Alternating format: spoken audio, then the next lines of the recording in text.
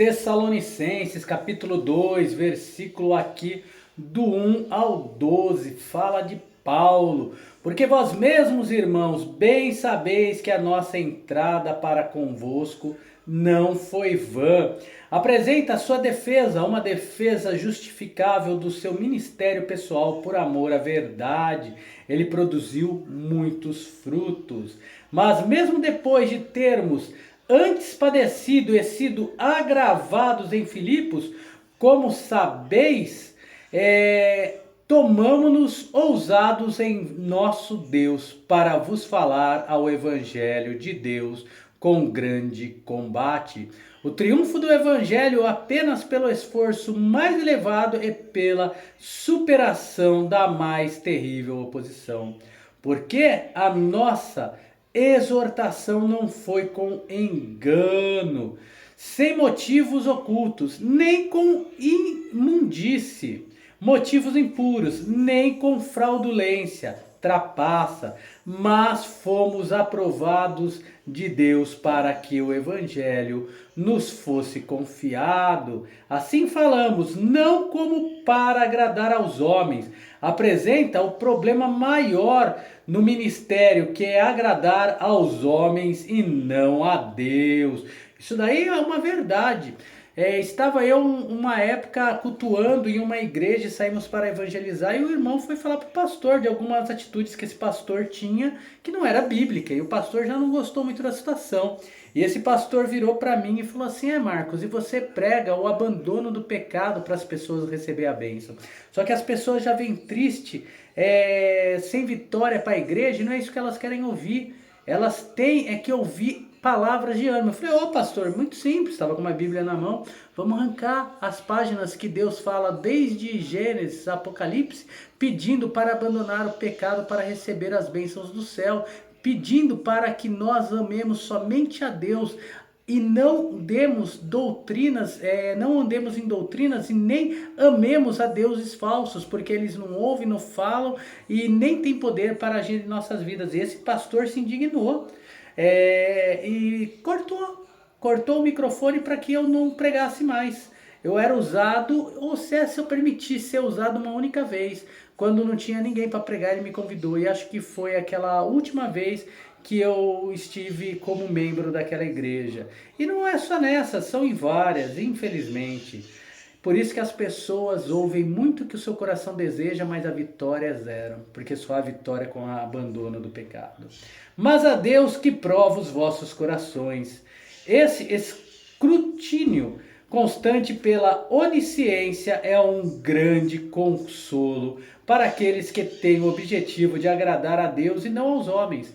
Porque, como bem sabeis, nunca usamos de palavras lisonjeiras, nem houve um pretexto de avareza. Deus é testemunha. Refere-se ao fingimento, né? Isso Paulo não fazia, e muitos ainda não fazem, e que Deus não permita vir a fazer, que é o que eu sempre peço a Deus, não permitir que eu venha me vender a Satanás pregando um falso evangelho, mas que eu pregue a verdade, que eu pregue a palavra do Senhor.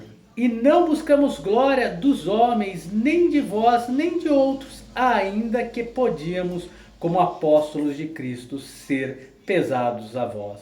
Como apóstolo, eles poderiam ter exigido certas coisas, mas não haviam feito isso. Antes fomos brandos entre vós, como a ama que cria seus filhos. Refere-se a uma mãe que alimenta e cuida dos seus filhos. Assim nós, sendo-vos tão afeiçoados de boa vontade, quiséramos comunicar-vos não somente o Evangelho de Deus, mas ainda as nossas próprias almas, porquanto nos éreis muito queridos. No grego diz literalmente para que vocês se tornaram queridos a nós. Porque bem vos lembrais, irmãos, dos nossos trabalhos e fadiga. Refere-se à sua abnegação com respeito ao Evangelho, pois trabalhando noite e dia para não sermos pesados a nenhum de vós, vos pregamos o Evangelho de Deus. Isso provavelmente se refere ao fato de que ele pregava o Evangelho e ao mesmo tempo trabalhava no conserto de tendas, o que ele fazia para se manter. Vós e Deus sois testemunha. É importante que a conduta tenha uma aparência correta aos olhos dos outros. No entanto, só o julgamento de Deus é infalível.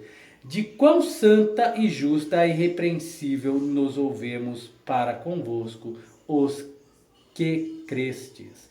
Diz respeito ao estilo de vida do apóstolo e do Silvano, Timóteo e qualquer outro que pudesse estar trabalhando com ele. Assim como bem sabeis de que modo vos exortávamos e consolávamos a cada um de vós. Fala de ter encorajamento aos Tessalonicenses, bem como tê-los admoestado com seriedade, como pai a seus filhos. A imagem é mudada da ternura maternal para a orientação paternal, para que vos conduzeis dignamente para com Deus. Tem a ver com o nosso viver diário, ao que só pode ser feito pela fé correta, evidenciada na cruz, que vos chama para o seu reino e glória. Deveria ter sido traduzida, que vos está chamando para o seu reino e glória. Deus abençoe a todos e que Deus possa limpar cada vez mais o nosso coração pela sua santa palavra, pelo agir do Espírito Santo, para que possamos pregar o verdadeiro evangelho, sem buscar lucro e nem aplausos de homem nenhum, mas que toda honra e toda glória seja dada ao Senhor. Um forte abraço, até o próximo vídeo.